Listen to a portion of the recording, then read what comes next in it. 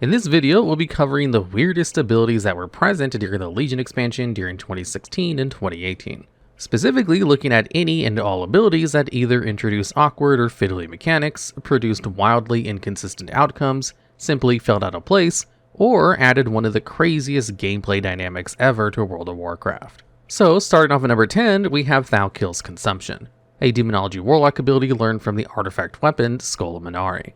When cast, the floating skull drains a percentage of health from your summoned demon servants and converts it into a blast of shadow damage, with the potency of the damage scaling based on how many demons you had active and therefore how much life was stolen from them. The reason this one makes the list isn't so much that it's a controversial or immersion breaking ability. It is certainly creepy and thematically fitting for a Demonology Warlock.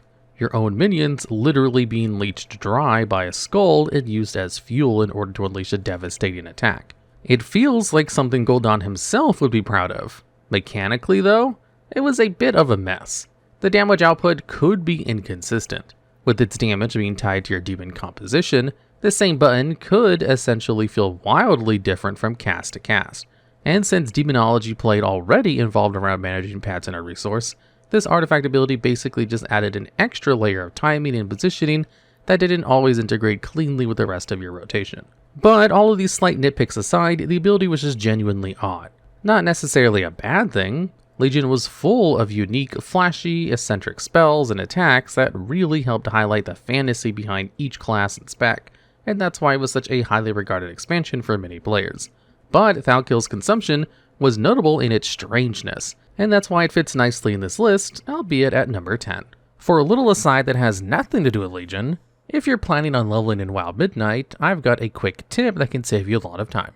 I've been testing the Rested XP leveling guides, and they're basically step-by-step instructions to tell you exactly what to do while leveling. The add-on literally points you to the exact NPC you need, even telling you if they're above or below you. The routes are made by speedrunners who figured out the fastest way possible to hit max level, but there are also options if you'd rather take a slower path and complete more quests along the way. There's actually a free version you can use right away, but the paid guides are a lot more detailed. I even bought them myself before accepting the sponsor just to make sure they were worth it. If you want to check them out and get 10% off, use my referral link in the description or pinned comment. And at number 9, we have Apocalypse, an ability granted by the Unholy Death Knight artifact, which was also called Apocalypse, with the melee attack itself striking the enemy, dealing damage while also bursting any festering wounds present, and summoning ghouls or undeads from your Army of the Dead attack to the target as well, with the exact number of summoned ghouls scaling based on how well you had layered your disease management beforehand, meaning how many festering wounds were present. For context, festering wounds were primarily caused by the ability Fester and Strike, and would deal shadow damage and generate runic power over the course of 30 seconds. Now, the reason this one is included is because this ability had the potential to be extremely dramatic with a heavy visual impact, possibly filling the entire screen with effects, animations, and minions, which could have been super cool.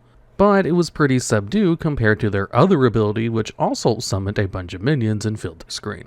A win for sure when it came to class fantasy, but ultimately was just another way to pop your wounds with a neat little gimmick attached to it, so not as unique as some of our higher spots. And at number 8, we have Goremaw's Bite, a subtly rogue ability learned from the artifact Fangs of the Devourer. When activated, the rogue performed a grotesque bite-like effect from the weapon's maw that immediately granted combo points, restored a chunk of energy, and applied or refreshed finishing move effects. Its potency and utility scaled with artifact traits and talent choices, so the exact numbers varied, but the core effect was essentially instant resources plus combo point generation tied to a single flashy ability. Now, sub-rogues are all about burst damage, and that burst damage is generally tied to their finishers, which require you to slowly work up to them by building enough combo points to use them. So the way Goremaw's Bite worked into that rotation was basically to be used right after a big finisher to be able to do another one right after, or to have a mini burst if you needed to down a mob quickly or finish someone off in PvP. This ability isn't the most unique in function, and is almost on here entirely for aesthetic of being a rogue ability that bites people. And at number 7, we have Spirit Bomb, an ability available for Vengeance Demon Hunters, which launches a nearby soul fragment at the target, dealing damage to all enemies in the vicinity and afflicting them with frailty for 15 seconds. Whilst frailty is active, a percentage of all damage you have dealt to those enemies is returned to you as healing. Now, Spirit Bomb stood out because of the odd hybrid of priorities and unusual gameplay dynamic that it created. Tanks are normally rewarded for surviving and controlling threat, not hoarding a resource for burst damage. But this ability actually ended up forcing tanks into making some really strange decisions mid-fight. Should you hold fragments for a big defensive window, using Soul Cleave, or spend them on a burst of AoE damage and risk falling short on mitigation?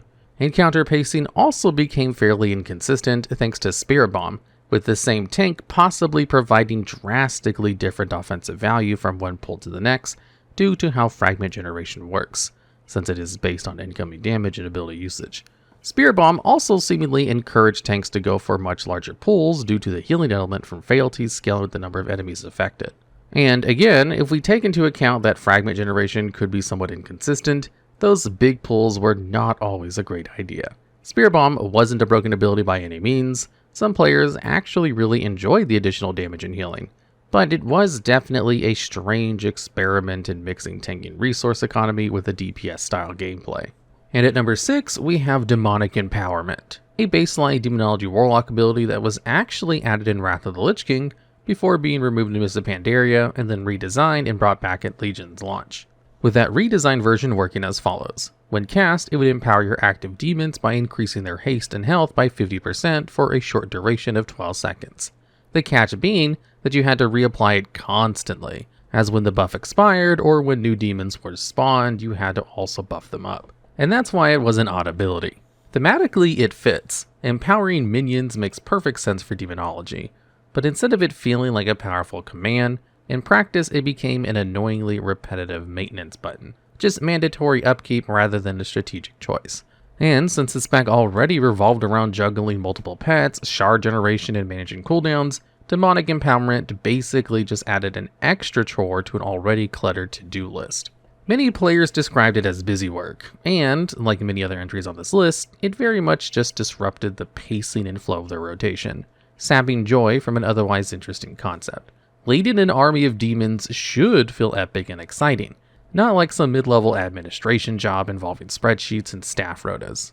And at number 5, we have Roll the Bones, an outlaw rogue ability. Activating it shuffled a small pool of possible procs and granted at least one random combat enhancement with the following list. Jolly Roger, which caused Saber Slash to have an additional chance of a 40% to strike in extra time. Grand Melee, which increased attack speed by 40% and leech by 20%. Shark-Infested Waters, which increased critical strike chance by 40%. True Bearing, which reduced the remaining cooldown on a huge chunk of your rogue toolkit, like Adrenaline Rush, Vanish, Repose, Mark for Death, Death from Above, etc., every time you used a finishing move. Buried Treasure, which increased base energy regeneration by 40%, and Broadsides, which caused your combo generation abilities to generate an additional combo point.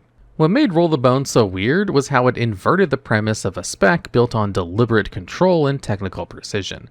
As previously mentioned, rogues are designed around careful resource management and timing, so inserting a mechanic that substituted player choice with luck probably wasn't the best idea in hindsight.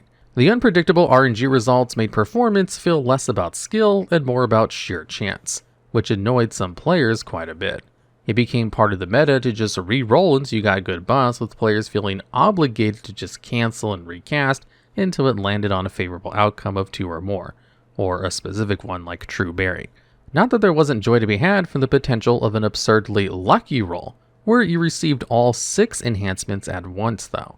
I guess the idea of being a pirate outlaw and gambling to get better results somewhat fits thematically, but the fact that a rogue could not reliably promise a specific contribution during a raid is an odd choice for design philosophy.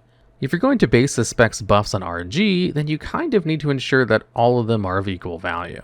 And at number 4, we have Neltharion's Fury, a protection warrior ability learned from wielding their artifact, Scale of the Earth Warder.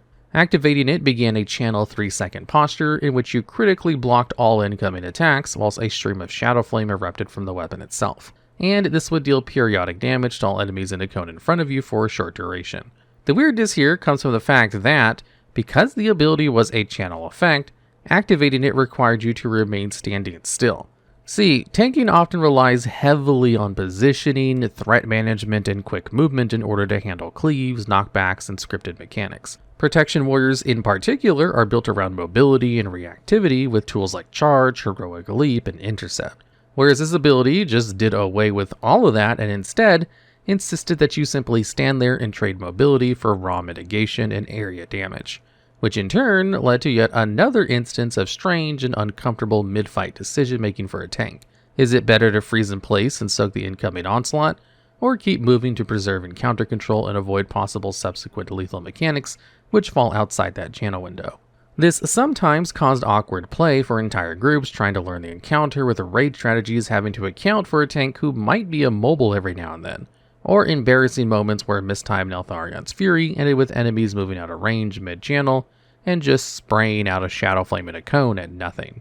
And at number 3, we have Light's Wrath, a Dispriest ability learned from their artifact weapon, which is called Light's Wrath. Activating this would draw upon the power of the weapon, dealing holy damage to a target, with the damage increased by 10% for every ally affected by your atonement. Back in Legion, Atonement was a passive ability learned at level 10, which caused Plea, Power Word Shield, Shadow Mend, and Power Word Radiance to apply an additional buff to friendly targets, who would then be healed every time you dealt damage to an enemy. So basically, in Legion, Dispriests were built around shields and atonement. And what this ability did was turn that all on its head and encourage some slightly weird behavior from healers, with Dis players starting to time their shields and positioning not necessarily in order to keep people alive, but instead to maximize coverage for a planned DPS detonation. Sure, skilled players managed this really effectively, but sometimes it did lead to some pretty awkward moments from less skilled players. To take advantage of this, groups actually started scheduling Dispriest damage windows into their encounter plans because they would just heal for so much during it. And as I've said before, weird doesn't necessarily mean bad. Even a really cool concept can still technically be classed as odd and unusual. And at number 2, we have Soul Effigy, an Affliction Warlock talent which creates a Soul Effigy bound to the target, attackable only by you. 35% of all damage inflicted upon the Effigy is duplicated onto the target. And yes, it does sound kinda stupid. Now, Affliction Warlock is a dot spec with a somewhat tidy rotation. Apply Agony, Corruption, and Unstable Affliction, and then maintain those things. And what Soul Effigy did was add an additional target into the mix for some reason, taking a simple core loop and just confusing matters with concerns about the Effigy's timing and whether you were hitting the right target or whether damage was being split correctly.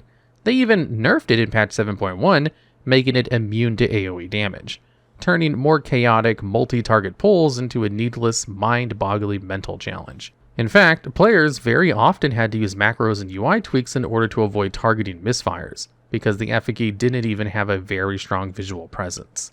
Sure, for mathematicians and theory crafters, you could achieve the real good numbers, but for the average player, it just felt complicated for the sake of being complicated. And for what? Marginal damage gains?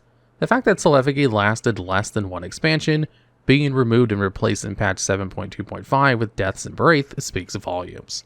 But up to this point, we've had abilities that had either felt out of place thematically, encouraged counterintuitive playstyles, or in the case of Soul Effigy, were just straight up failed experiments.